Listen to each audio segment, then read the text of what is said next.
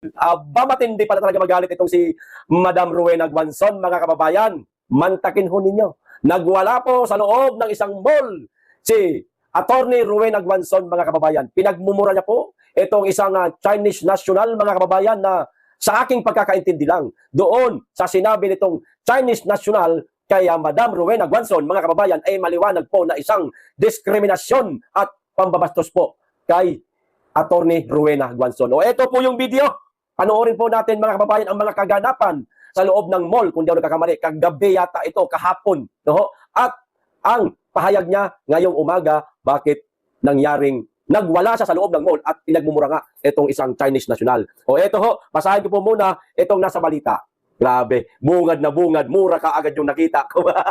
Atapang atao talaga itong ating tsahin, mga kababayan. Ano? O eto, sabi niya, PI mo! Naku po, eto na nga pa sinasabi ko, huwag niyong ginagalit yung, yung maituturing na Miriam Defensor 2.0. At kung ayaw nyo maligo kayo ng mura, ayan, hindi ka nga naka-Rolex. Oh, hindi ka nga naka-Gucci. Oh, di ba? Yari. Oh, bago kayo mambastos at mang-discriminate sa isang Attorney Rowena Guanzon, kinakailangan naka-Rolex kayo at naka-Gucci kayo para hindi kayo napapahiya, ha? Okay? Nagigets nyo na sa mga nagnanais pang bastusin. Itong si Madam Rowena Guanzon, mag-Rolex kayo. Magsuot kayo ng Gucci. Para hindi niya na maulit yung sinasabi niya. Oh, nagwala si dating Commission on Election Commissioner Rowena Guanzon sa isang mall, mga kababayan. Sa video, makikitang tinatalakan ni Guanzon ang isang lalaki. Hindi pa man tukoy ang pinag-ugatan ng naturang pagwawala ni Guanzon. Ang sabi po dito, hindi pa daw po tukoy, mga kababayan, ang pinag-ugatan, pero tukoy na po natin kasi naghanap po tayo na kung ano ba talaga ang dahilan. Kaya nga ipapanood ko po sa inyo yung video, dalawa. Okay? Bukas ang Abante News Online sa panig ni Guanzon at ng lalaki sa video na kasagutan nito. O eto na po yung video, panoorin na po natin ang ganap, ang kaguluhan, mga kababayan, sa loob ng isang mall. No, Vitorita, nawarin mo kayo tayo. Here!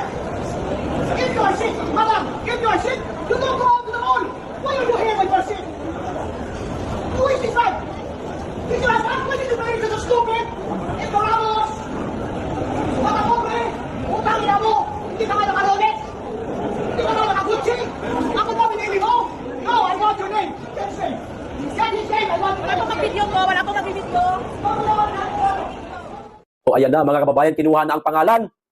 Gustong-gusto ni Madam Rowena Guanzon na kuhanin yung pangalan ng isang Chinese national na nambastos sa kanya.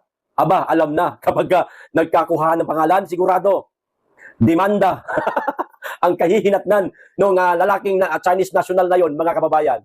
Kaya, payo namin sa inyo, kayong mga nagnanais na patumbahin, banatan, bastusin, i-discriminate ang isang Rowena Guanzon, aba, mag-isip-isip muna kayo.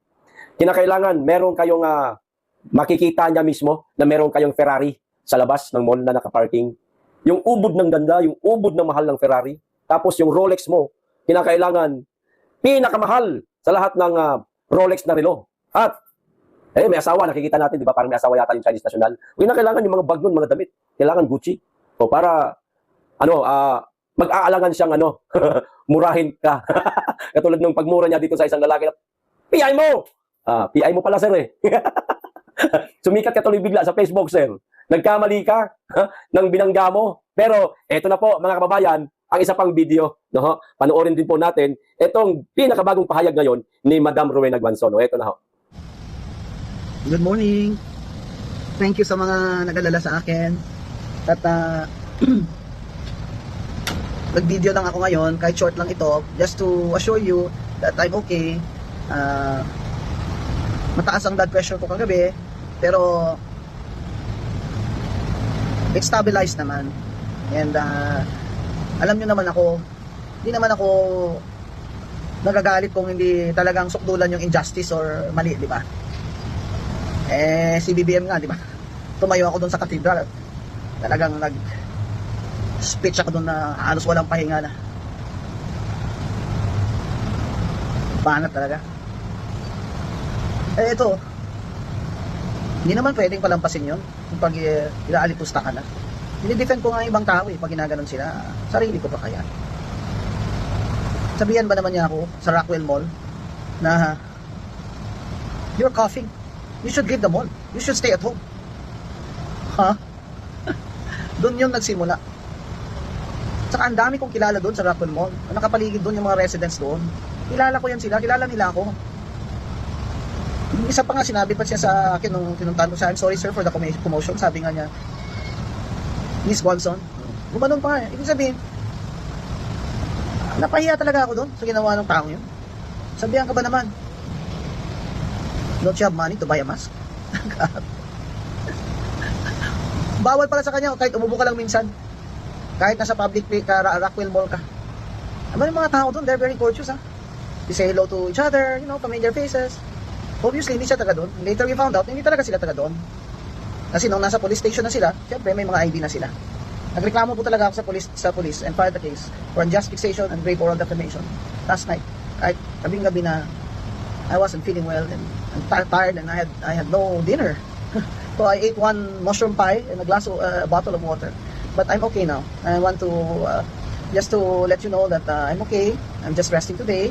Ako tomorrow out of town pa ako to give a speech to the Philippine Institute of Certified Public Accountants. And please watch my video in PGMN, Peanut Gallery Media Network, and subscribe to my YouTube, Queen of Bardagulan. Kasi those are yung sa YouTube ko po, I will post my full video telling you what happened. Kasi many people naman na kontra sa akin, they're taking advantage of this to malign me. Pinapaalala ko lang po sa tumuha ng video na bawal po talaga sa batas yun, kaya pinagbabawal yun sa Rockwell Mall. You have violated my right to privacy and that is a criminal offense. Kaya sana po pag nakita nyo yung video ko later, maybe later this afternoon, ay mas makita nyo yung buong katotohanan and story, and you can comment and if you like to defend me in any Facebook post. Thank you very much. I'm okay. I'll just rest today. I'll stay home, rest today. I'm monitoring my blood pressure the whole day, but I'm feeling okay. Thank you. Thank you very much to all those of you who are concerned for me and supporting me and who love me. Thank you. So ayun pala ang dahilan, mga kababayan. Dahil lang naubo di umano itong si Attorney Rowena Guanzon. Nabasa ko naman po, mga kababayan, sa post ni Madam Cathy Binag na di umano kaya naubo itong si Rowena Guanzon. Wala talaga siyang ubo. Hindi siya nilalagnat, no? Kasi baka mamaya akala nung isang Chinese national na yon, yung lalaki na yon, kaya inuubo si Madam Rowena Guanzon, meron siyang dalang virus. Walang ganoon, wala po. Kumain lang di umano siya ng manghang, ayan, sa madaling salita, o kaya siya naubo, nasa midbaga. Ganun lang, tapos pinagsabihan na siya, ba, kapag kami ubo ka, hindi ka dapat nagpupunta sa isang mall. Ayan. Mas mabuting manahimik ka sa bahay mo, syempre. Medyo pagod na daw si Madam Rowena Guanzon, mga kababayan, wala pang matinong hapunan, mushroom pie lang ang kinain, tapos tubig. Ayun, naginit ang ulo. Nakatikim ng mura si si Chinese national, mga kababayan. Akala niya siguro, ganun-ganun lang ang isang Rowena Guanzon kung bastusin o i-discriminate, malamang baka hindi nun alam na isa siyang abogada, no? O di kaya naman, maaaring alam niyang abogada si Rowena Guanzon kasi kilala nga ito, mga kababayan. Baka mga kakamping ito. Baka mga kakamping o di kaya kaibigan ng kakamping, mga kababayan, na aminado. Alam natin yan na meron na pong mga kakamping na hindi na nagugustuhan ang mga sinasabi nitong si Madam Rowena Guanzon, lalo na ipinagtatanggol niya minsan ng mga Duterte, si BP Inday Sara, na hindi kayang gawin, no, ng mga kakamping. Kasi kung hindi tayo nagkakamali, itong mga kakamping na to, itong mga dilawan na ito, takot na takot yan sila na mabalik sa pwesto ang mga Duterte. O malay lang naman natin, baka merong isang kakamping na kaibigan yung lalaki na yon, yung nambastos kay Madam Rowena Guanzon, at nung naaktuhan, si Rowena Guanzon na naglalakad sa loob ng mall at naghanap ng butas para punain, banatan, yun nga, naubo. Kaso, siya pa ang kulang-kulang na lang sampalin siya pa nadali sa pagpuna niya, pambabastos niya kay Rowena Guanzon, mga kababayan.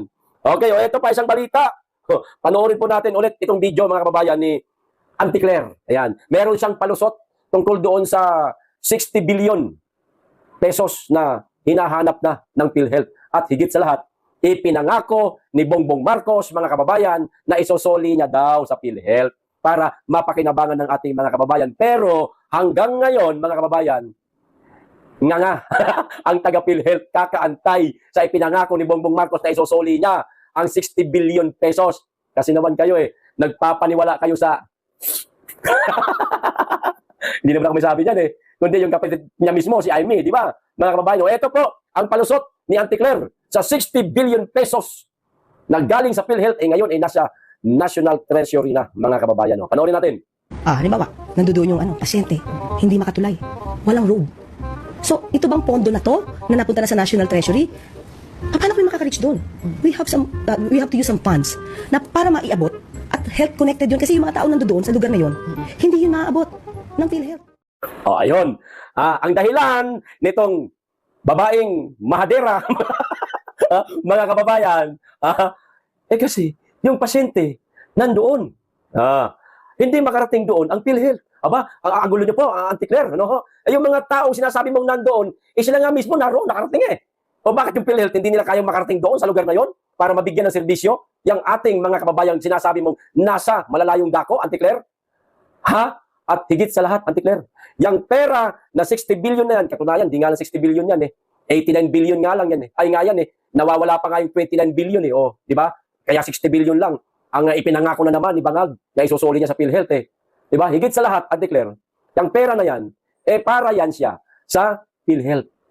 Hindi para doon sa sinasabi mo na gagamitin ito para sa pagpapagawa ng infrastruktura o mga tulay, para madali makapagbigay ng serbisyo ang taga PhilHealth. Hindi ganoon yun, Auntie Claire. Taon-taon. Bobo naman itong taong to. Sasensya na po kung natatawag po namin kayong bobo, Karapatan naman namin siguro to kasi parang ginagawa niyo pong bobo yung mga tao, Auntie Claire Ganito lang yan, Taon-taon, merong pondo ang DPWH para po, para sa mga infrastruktura. Nasaan yung pondo na yun? Napakalalaking pondo na yun. Nasaan yun, Auntie Claire? Yung ba yung mga sinasabi ni dating Congressman Saldico na ipinaglalagay sa mga maleta at mali-malitang pera na kung tawagin nila ay basura na i-deliver o na-i-deliver niya mismo kay President Bongbong Marcos at kay Martin Romualdez? Yun na ba yun? Bakit hindi makapagawa ng mga tulay? Etong DPWH? Auntie Claire, nagtatanong na naman kami Hindi kami nagpaparatang. Bawat departamento, ahensya ng gobyerno taon-taon, may mga kanya-kanyang pondo yan. Hindi pwedeng pakialaman yan. Ano naman ngayon ang magiging pahayag mo, Auntie Claire, sa ginawa pa rin ni Mr. President na bawasan niya rin ang pondo ng PDIC. PhilHealth pa lang yan, na imbis na dapat huwag pakialaman yung 60 billion na yan, gagamitin yan ng PhilHealth para makatulong sa ating mga kababayan na walang-wala sa buhay. Paganahin nila ang kanilang magandang serbisyo. Hindi yung perwisyo sa mga miyembro ng PhilHealth. Kaso pinakialaman ni Bangag. Ngayon, hindi niya na kayang ibalik. Nawawala na yung 60 billion. Nang total nun ay 89 billion. Kaya ba, ganyan ka ngayon magpaliwanag? Teka, sandali. Yung pasyente naroon. Paano makarating? Yung mga taga-PhilHealth. Kung walang tulay daw, walang madaanan, mga kababayan. Ganun kasi gusto niya palabasin na kinakailangan, pagawa na ito ng tulay, mag-infrastructure na lang, para mapabilis. Hindi dahilan yan. May kanya-kanyang pondo po. Iba't iba pondo ng PhilHealth, ng DPWH, ng PNP, ng AFP, lahat ng ahensya ng gobyerno. Kaya may kanya-kanyang pondo yan na hindi dapat pinakikialaman. Kaso, nawawala. Yan ang questionable ngayon, Auntie Claire. Ipaliwanag ninyo kung nasaan talaga yung pondo na yan. Hindi ito, kwento mo man lang ito. Palusot mo man lang ito para wag lalong magalit ang ating mga kababayan kay Mr. President na ngayon galit na galit na. Palusot mo pang tanga Ginagawa mong bobo yung mga tao kaso hindi mo kayang gawing bobo mga tao. Matatalino mga Pilipino. Yan ang tandaan mo, Auntie Claire. Sa lahat ng naging yusek ng PCO sa ating bansa, ikaw ang pinakatuta, sobra. Talaga nga naman, di ba? Kahit na pinagsasampal ka na ng amo mo, sinaktan ka na ng amo mo, oo ka pa rin ng oo, tahol ka pa rin ng tahol. Hindi naman literal na sinasaktan ka ng amo mo. Pero, yung mga ginagawa niya, ng amo mo, na hirap kang ipagtanggol, may tuturing na rin niya na parang tinutorture ka na niya. Tinutorture ka na niya. Pinahihirapan ka niya sa pagsagot sa mga problemang ginagawa niya.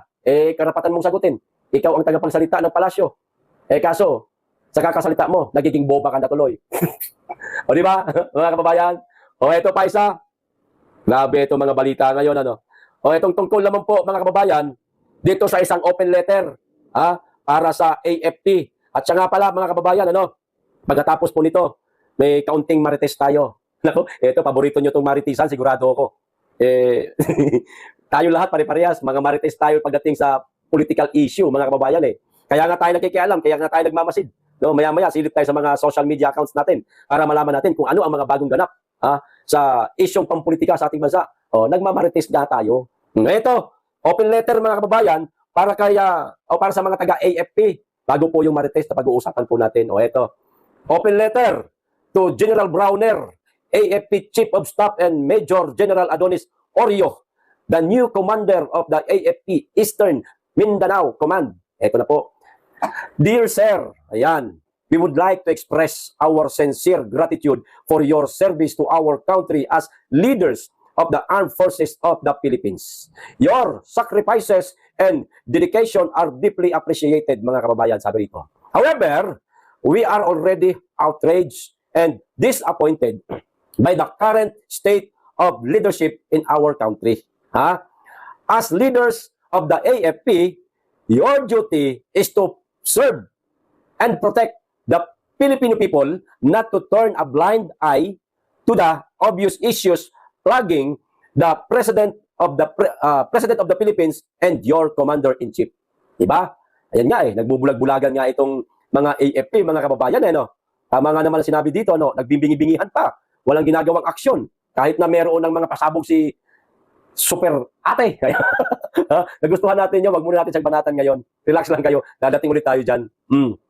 There are serious allegations circulating that question his integrity and mental fitness. Claims that he may be using illicit substances that impair his judgment. Tama.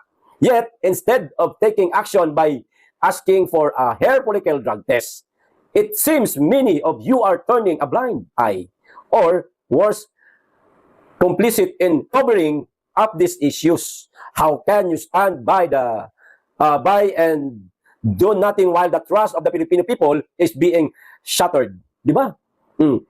Is it not obligation to demand an investigation? Yan, makinig, mga taga-IEP. To call for a hair follicle drug test himself.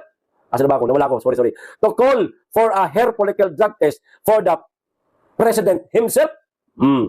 Or are you content to serve political interests and ignore the cries of the Filipino people? The AFP's silence and inaction are defining of it's appear that your loyalty is to political master rather than to the Filipino nation. This is a crisis of integrity and you have the power to act. The Filipino people deserve transparency, accountability, and honesty from their leaders and from you. Narinig nyo yan, AFP? Prove us wrong. Show that you are still true to your oath. Ayan. Demand that the President take a drug test now. Anything less is a betrayal of the duty and your country. We are watching. The Filipino people demand action. Respectfully yours. Gising Pilipinas at taong bayan. AFP, sana matawagan po kayo ng pansin, sir, sa manifestong ito. Open letter pala, sorry naman. Open letter na ito. At nang sa ganon, makamtan na ng ating mga kababayan ang hinihingi nila sa ating Pangulo, sa ating bansa, na sana'y magpa-hair follicle drug test na itong mama na ito. Para maging kontento na yung ating mga kababayan, kaming lahat, maging kayo din, na mga men in uniform, maging kontento tayo kung ano magiging resulta. Sana, mag-negative siya, paano? Pag nag-positive.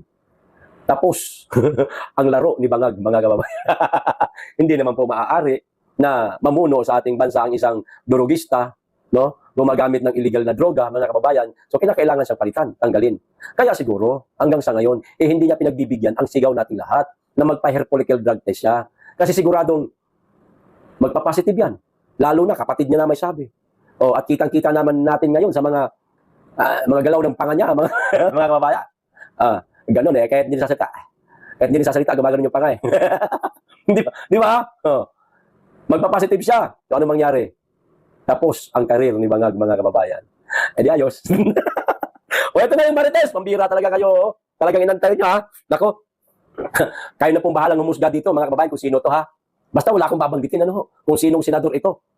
Na itong senador na ito, mga kababayan, willing pong magbayad ng napakalaking halaga para lang maka-ana-ana niya yung isang maganda, bata, na celebrity. Eto naku po, Kayo na pong bahalang humusga ha, mga kababayan ha. Babasahin ko lang to ha. Makalat kasi ito ngayon sa social media eh. Pakalat-kalat eh. Na-shock. Hoy, teka. Na-shock ako. Naku po. Oh, eto na ha. Kilala nyo itong senador na ito. Idol nyo ito. Ayan. Sino-sino ba mga tinatawag na senador na idol? Oh. Andyan si Robin Padilla. Ayan. Meron pa si Robin. Teka, sandali. Hindi ko sinasabing si Robin Padilla ito. Kasi mamaya magbibigay po ng initial na pangalan dito. O yung mga letra sa pangalan niya. Wala ho sa pangalan ni Robin Padilla itong mga letrang ito. Okay, ulitin ko. Kilala nyo itong senador na ito. Idol nyo ito. Ayun, ha? Kaya pala tahimik sa flood control projects dahil paldong-paldo. Ito na, pinaka-exciting part, mga kababayan. Isang senador ang nag-invite ng indecent proposal sa isang actress sa Viva Max, mga kababayan, na si Chelsea Ilori. Alo! Oh, senator ha? Senator ha? Makati ka rin. Ha? Pilyo ka rin, senador. O, eto na. Naayon sa kanya, tips pa lang daw, paldo na, umaabot ng 250k to 300k. Naku po, yayamanin. Binanggit ng aktres ang, eto na po, palatandaan ng senador na ayon sa kanya, ang first name down, di umano, ay letter R. First name po, letter R. Oh, maraming letter R dyan sa Senado. Oh, maraming letter R. Eto, magugulat kayo sa susunod na letra. Letter R at ang last name naman daw ay letter F, pangalawa, bago magkatapusan ng last name. Hulaan nyo kung sino, mga idol. Laging binabanggit yung idol. Idol! Idol! Ayaw dol, kagilok. Eto, ulitin ko ha. Para, itong pangalawang letra na lang. Ano? First name daw, di umano, ay letter R. At letter F naman ha. At letter F, pangalawa, bago magkatapusan ng last name. Hulaan nyo kung sino, mga idol. Dali-dali hulaan eh. Magsulat lang kayo ng pangalan ng lahat ng senador. Lalaki lang, huwag din yung babae. Lalaki lang. Lahat ng, para hindi na kayo maguluhan, lahat ng lalaki senador. Sulat yung pangalan. Tapos, etong binabasa ko na ito. Ayan. Pagkumparahin ninyo. Lalabas po, magugulat po kayo. Kaya pala, parang idol na idol niya noon si Madam Ivana. Naku po! Ikaw ha, senador ha. May sagabi ka rin ha, Makati. Ayos, hanggang dito lang. Maraming salamat, mag-iingat kayo lagi at higit sa lahat. Mahalin natin ang Pilipinas.